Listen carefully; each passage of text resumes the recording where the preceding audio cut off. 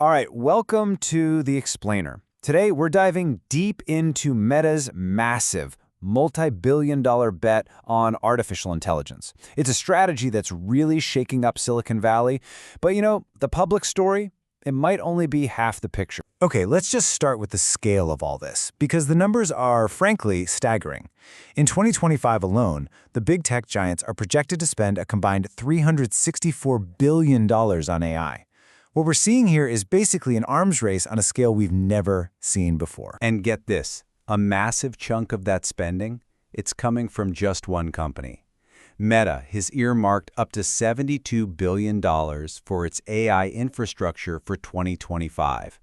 I mean, that is more than the GDP of a lot of countries, all laser-focused on building the future of AI. And just to put that spending into perspective for you, a single piece of that puzzle is this: a whopping $14.3 billion investment for a nearly 50% stake in a company called Scale AI.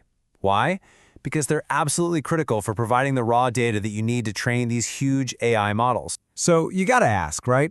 What exactly is Meta trying to achieve with this historic spending spree? Is this really just about building better products, or is there a much deeper, more strategic game being played here? Okay, so first up, let's examine the official story.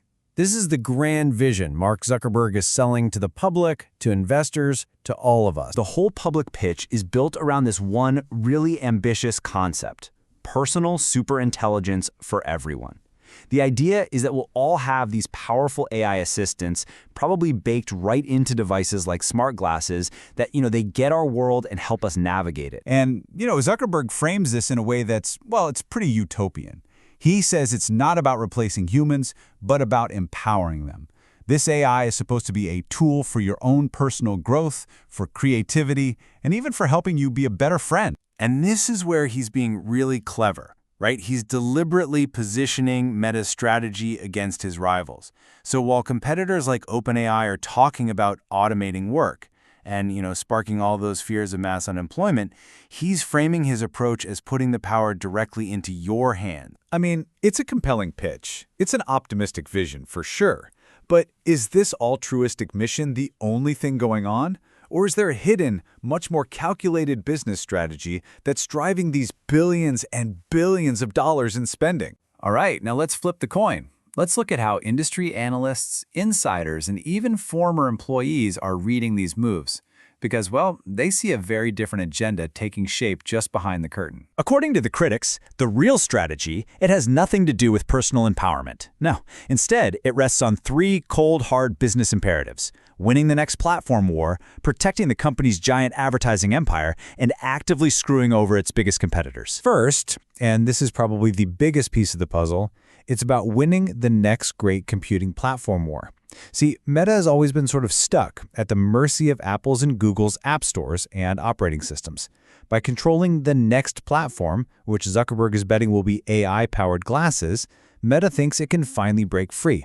This isn't just a nice-to-have. For them, it's an existential imperative. Second, it's about protecting this number. We're talking about Meta's staggering annual ad revenue.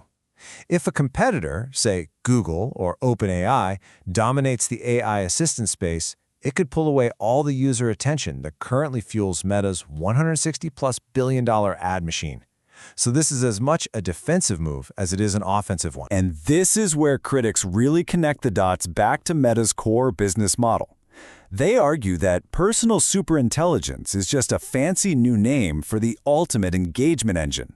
An AI that knows you that well, it isn't just there to help you. It's there to keep you glued to Meta's ecosystem, maximizing your value to advertisers. And number three, this is just pure, hard-nosed strategic disruption. That huge investment in Scale AI, it wasn't just about giving Meta a leg up. It instantly pulled the rug out from under its biggest rivals, OpenAI, Google, Anthropic. They all relied on Scale AI for their essential data.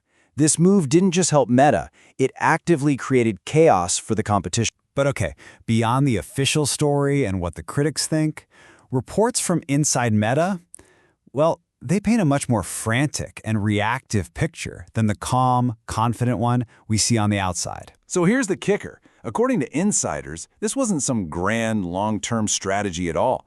They report a 5-alarm fire was basically declared after they got disappointing results from their Llama 4 AI model. That frustration is what triggered this massive spending spree. And the panic has apparently led to some serious talks about abandoning their whole open-source commitment and, yeah, using that empowerment story specifically to try and keep regulators off their back. Okay, so we've heard the official pitch, we've heard what the critics are saying, and we've even gotten a peek at the chaos inside. So what's the final verdict here? What is truly driving this historic investment? When you put all the pieces together, analysts conclude this is a multi-front war for technological dominance. It's driven by these key things: breaking free from Apple and Google, using its massive moat of user data for an AI advantage, protecting that core ad business, and a deep-seated belief that in the race for AI, coming in second is the same as coming in last. And that leads us to a pretty stark conclusion. That whole inspiring vision of personal superintelligence, it's likely a very carefully crafted and very, very expensive cover story. It's the PR-friendly face for what is, at its heart, a ruthless existential battle for Meta's entire future. So in the end, it really leaves us with a critical question about our own digital lives. As Meta builds these incredibly powerful new tools, are we actually witnessing a genuine push for our personal empowerment?